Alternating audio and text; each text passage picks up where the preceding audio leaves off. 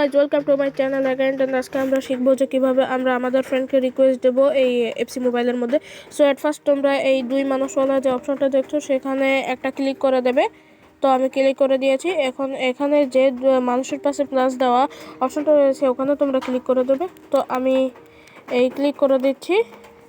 Click করার পর আমরা এরকম একটা জায়গায় পৌঁছালে ওই আতস কাঁচওয়ালা, যেটাকে তোমরা সার্চ অপশন বলো, সেখানে ক্লিক করলে এইরকম একটা অংশে আসবে।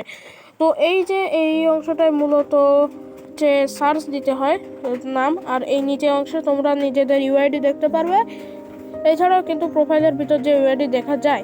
তবে এরপর আমরা এখানে সার্চ বারে ক্লিক করে একটা নাম লিখে দেবো। যেমন আমি লিখছি তাজিম।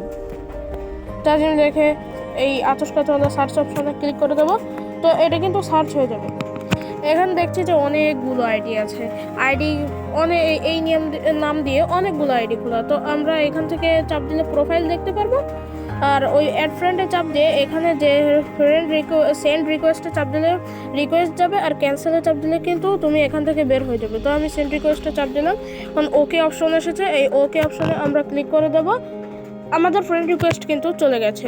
এবার যদি তোমার ওই ফ্রেন্ড এই ফ্রেন্ড রিকোয়েস্টটা দেখে তাহলে অ্যাকসেপ্ট করবে। So thanks for watching, bye bye.